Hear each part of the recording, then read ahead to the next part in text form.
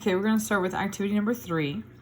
In activity number 3, there are no products present at the beginning of the reaction, and the temperature has increased. So I'm starting with 40 reactants, and the rate tells me that it's 0.75. So I'm starting with 40. 40 times 0.75 gives me 10 left. So 1, 2, 3, 4, 5, 6, 8, 9, and 10. So I have 10 that are left. These are the ones that reacted. Okay, so for my amount reacted, we're gonna put down 30 because that's what I had left that formed at the 0.75 rate. Okay, now that 30 will also go right here. Now, since we had 0 to begin with initially, that means we had 0 that reacted, which meant that 0 formed. So my final is what I have left when I take the difference from what I began with, what I end with, which happens to be, in this case, 10, because that's what I physically have behind. This final is what I've got that formed, and that's going to be 30. Now let's see what happens when we do next round. Whenever I have my 10 that are left, and they react at a 0.75 rate, 8 of these are going to go over onto the side. Now before I add those, I have 30 here. 30 times 0.125 gives me 4. And these 4 are going to go over here. Now,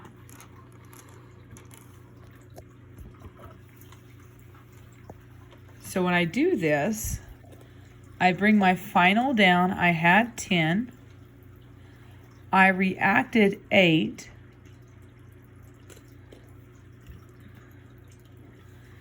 Over here, I bring my 30 down because that's what I started with.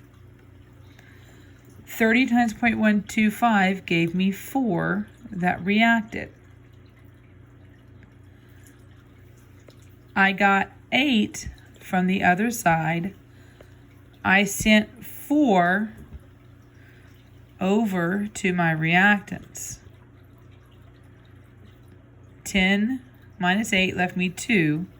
2 plus 4 is 6. Okay.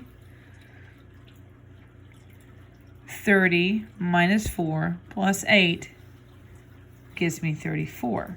And I could physically count 34 here. All right, so this is round 2. So I had 6 at the end, and I had 34 at the end. So 6 times 0.75, I'm going to round up, so I'm going to have 5 here. I'm going to physically send 5 over. 34 times 0.125, 4, gives me 4. So I am removing 4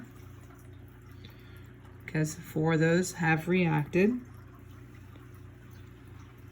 So my amount formed was 5. My amount formed from your products was 4.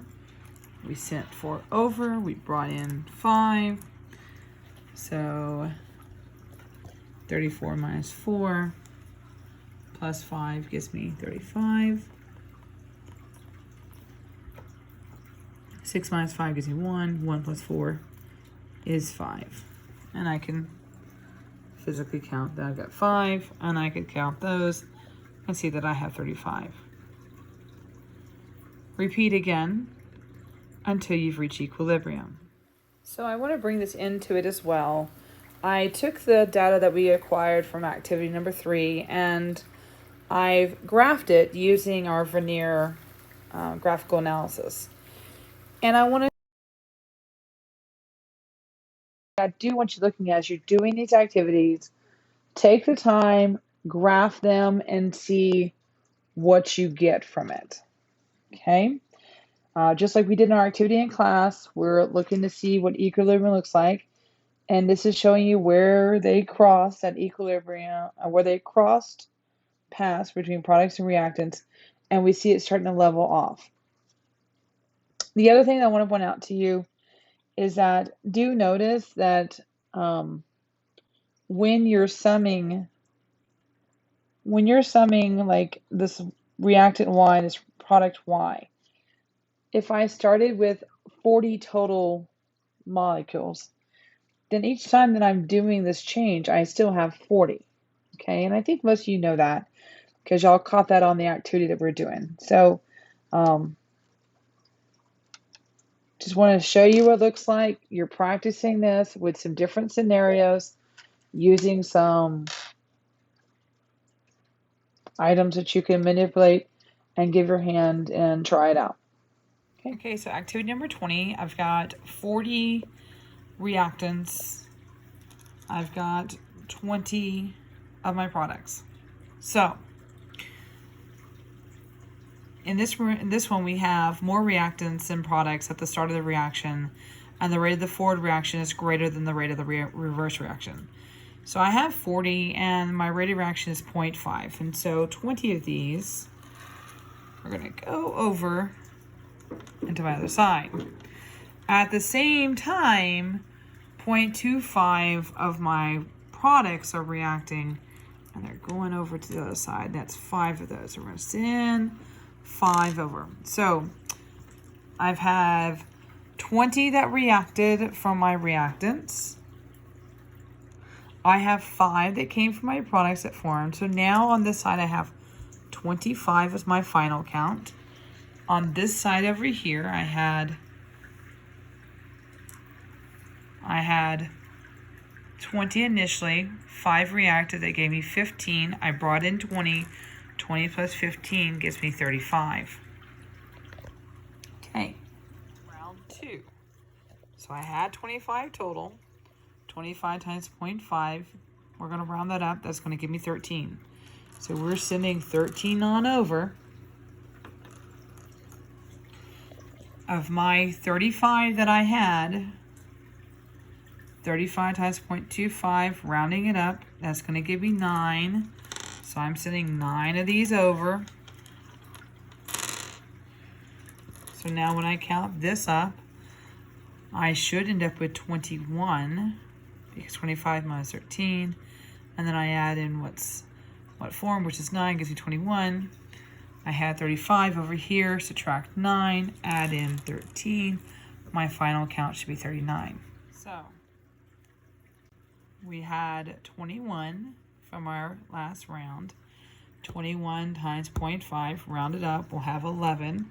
We're going to send 11 of these over.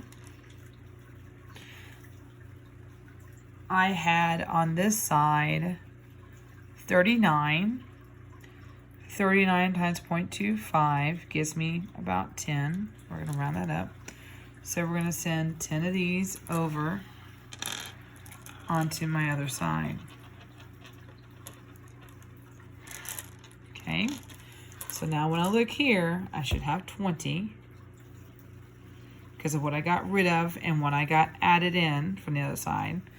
This side over here, I should have 40 because of what formed and went over to this side, and also what I got from my reactant side. Okay, so you continue this until you reach equilibrium. I hope this helps. So in activity 1, we're going to start with equal number of reactants and products. The rate of the forward reaction is greater than the rate of the reverse reaction. So I have 50 and 50. So just as we did before, we're going to take our 50 on this side, and our reaction rate is 0.5. So I'm going to have 25 of these left, and I'm sending 25 over. Okay. Then of my 50, when I do my 0.25, I'm going to have 13 that I'm sending over. 6, 7, 8, 9, 10, 11. And I'm sending those over. Okay, so just as we did before. Bring in 25 in over here. 13 over here. And then you repeat again. So I have 38 over here. 38 times 0.5 gives me 19 lovelies that I'm going to send over. And then I got to take my 62 that I have over here and do my math, and I should hopefully get 16, and I'm going to send 16 of these over on the other side. And keep repeating this until you reach equilibrium. Okay?